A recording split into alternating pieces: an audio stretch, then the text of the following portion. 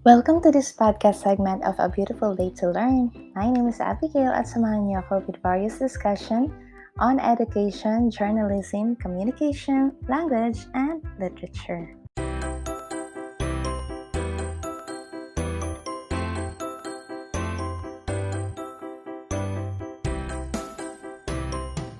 Today, we will have a discussion on the concept of balanced reporting. What do we mean by balanced? First, when we say balance, there is lack of bias. Ano nga ba ang ibig sabihin natin ng bias? Bias refers to inclination. Ibig sabihin, may kinikilingan, may pinipiling opinyon, may pinapanigan. Therefore, balance will only be attained if there is, let's capitalize this one, lack of bias. There's a famous tagline of a Filipino media company which goes like this: walang kinikilingan, walang pinoprotektahan, walang kasinungalingan, serbisyong totoo lamang. Can you remember what is this media company?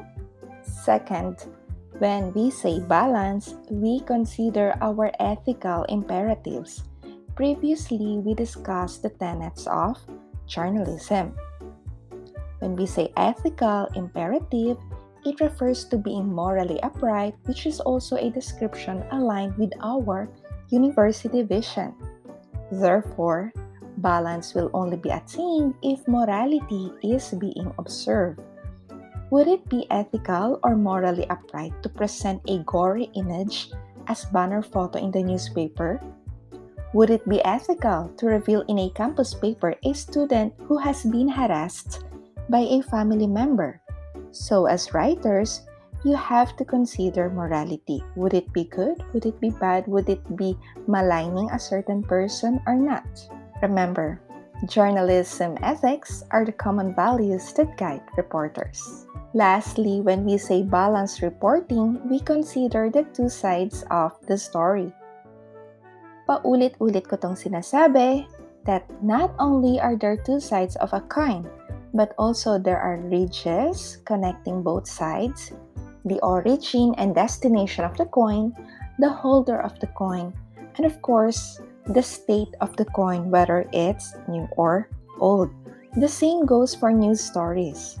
The story might be different per angle, depende sa biktima, depende sa tinatawag nating suspect, depende rin siya sa witnesses, depende sa senaryo kung saan nangyari ang sitwasyon na ito, at depende rin kung ano ang mga backstories ng bawat isa.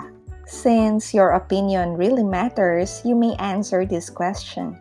Are there mainstream media companies in the Philippines which you think are biased when they are presenting their news content? Well, you can actually post your answers or comment it in our video. According to a website at tonibay.com, at sabi nga po ng isa kong estudyante, ang ibig sabihin daw ng atonibay, being a Visayan dialect, it means atin ito, kaibigan. From that website, it was posted that these are the top 5 biased media networks in the Philippines. Of course, this would be mainstream or giant networks with nationwide reach. Kumbaga, national ang naaabot nito, Luzon, Visayas at Mindanao.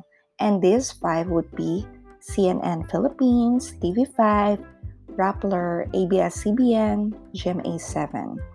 Do you think that this is true? Or do you think that the website is also being biased against these companies? We do consider media as the watchdog of our government, but at this juncture, I would like to share to you 2 non-government organizations which serve as watchdogs of the media. Ibig sabihin, maaaring itong sinasabi ng atonibay.com, ang mga top 5 biased media networks ay maaaring inoobserbahan din ng 2 non-government organizations na babanggitin ko sa inyo ngayon. First is the CMFR, or the Center for Media Freedom and Responsibility.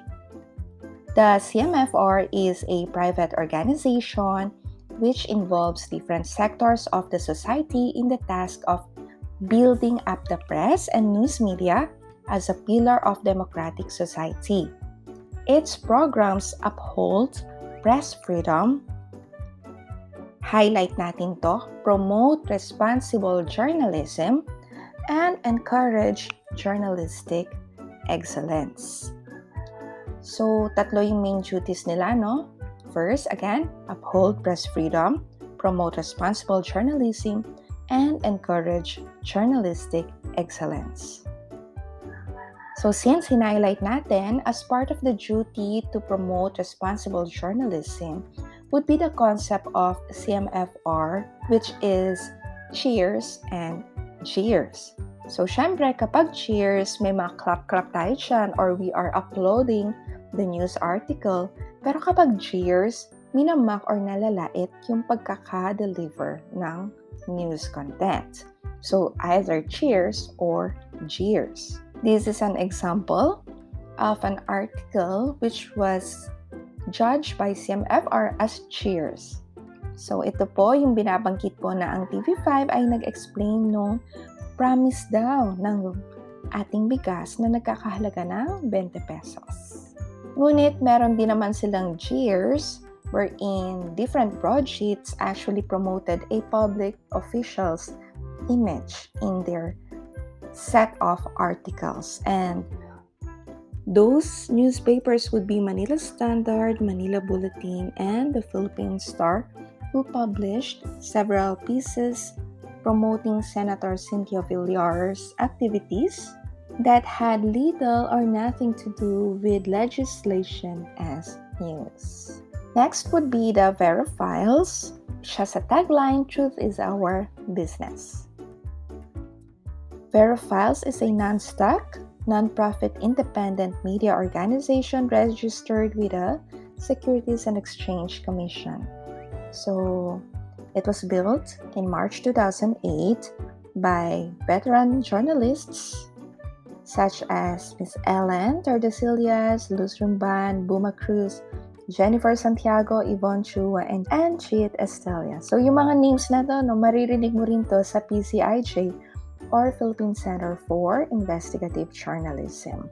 And if we take a look at it, Vera is Latin for the word true, katotohanan. So, as an additional information about Verifiles, they have this particular badge which confirms that they are deemed compliant with the IFCN principles when subjected to the established vetting process and evaluated by external assessors. Ano nga ba itong IFCN? International Fact-Checking Network. If you think or naniniwala ka na may nilabag ang Verifiles sa IFCN Code of Principles and gusto mong irekta na makipag-ugnayan sa IFCN, punta ka lang po sa website ng IFCN. Usually, Verifiles will be releasing the seal of verified if an article has been found factual.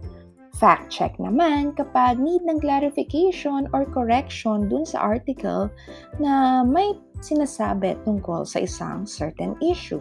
So, example po nito is Verifiles Fact-check, listahan ng mga bansang may mga batas sa fake news na binanggit ni Senator Robin Padilla ay hindi tama. So, maaring meron lang clarifications doon.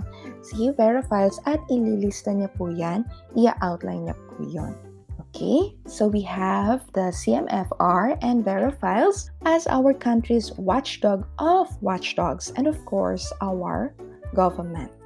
Therefore, as netizens, ugaliin natin ang mag-verify ng news. Join us in a virtual battle to dismiss disinformation at ugaliin palagi natin ang mag-fact check before sharing information, especially on your personal social media platforms. Alright? Make sure that you take a look at the 5 C's to determine if what you are reading is fake news. And these 5 C's are the creator's intent, content, context, communicator's identity, and of course, consequence. Kapag may something suspicious in any of those letter C's, definitely you need to verify first. There you have it. Up next po ang ating segment on killers of balance reporting. Maraming salamat po. Hoping you learned something from today. And don't forget to click like and subscribe and hit that notification bell para updated ka po sa ating mga educational videos na ina-upload. Once again, this is Abigail of A Beautiful Day to Learn. Bye!